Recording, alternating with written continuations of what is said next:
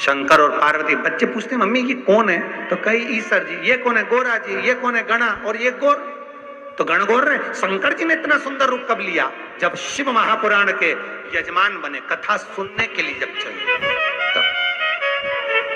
तुमरुका जी से कहा कहो कथा। ये तुमरुका कोई साधारण नाम नहीं।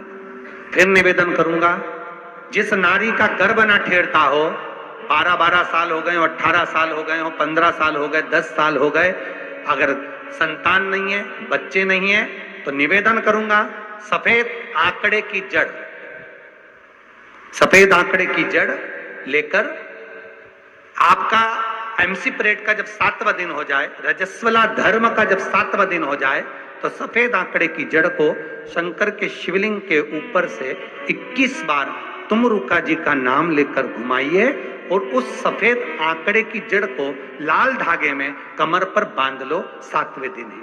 महाराज 3 महीने के अंदर नारी का गर्भ ठेर जाता है, संतान होता है।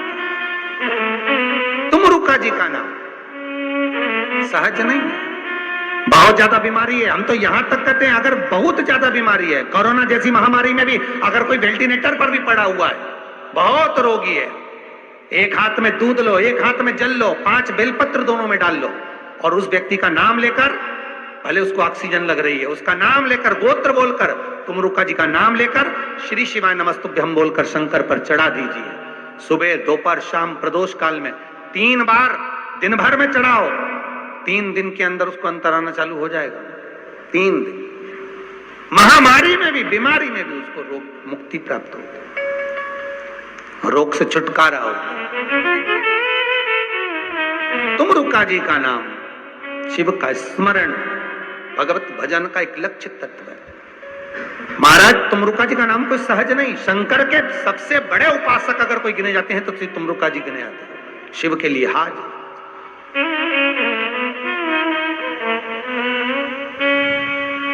शिव का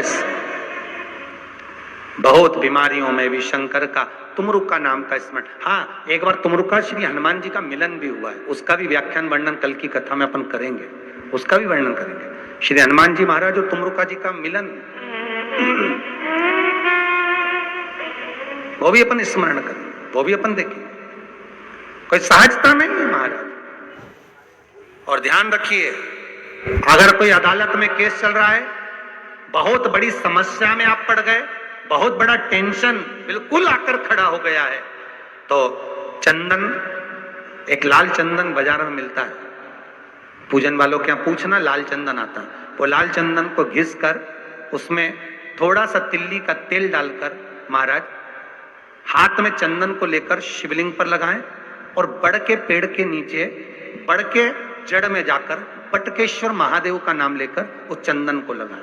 उसी चंदन का हाथ किसी रुमाल पर लगा लीजिए और उस रुमाल को जेब में रखकर, कोई बहुत ज्यादा दिक्कत और परेशानी है, उस स्थान पर उसको लेकर बैठ जाइए। मन को भी शांति होगी, कार्य भी सफल होगा और सफलता प्राप्त होगी।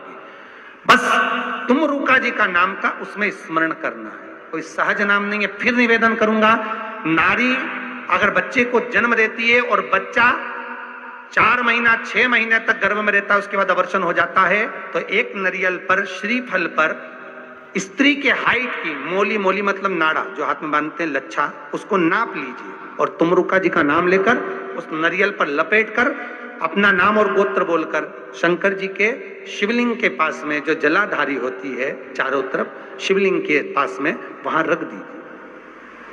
शिव के शिवलिंग का स्पर्श करिए, एक बेलपत्र उठाकर मंदिर की चौखट पर खा लो, तुमरुका जी का नाम लेकर। महाराज होने वाला जो बच्चा है वो पूर्ण होगा, बीच में अवर्षण नहीं होगा, बच्चा समाप्त नहीं होगा महाराज, और स्वस्थ उत्पन्न होगा।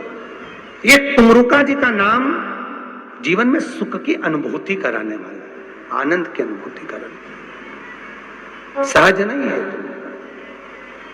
शंकर का अनुमोदन, शिव का स्मरण, स्वयं शंकर और पार्वती भगवान आनंद के साथ में चलते हैं और शिव महापुराण की कथा को श्रवण करने के लिए पहुंचते हैं। शंकर भगवान की कथा सुनने के लिए जब पहुंचे आनंद में विराजमान हुए और कथा तुमरुका जी प्रारंभ करते हैं। चंचुला देवी भाव से श्रवण करती है।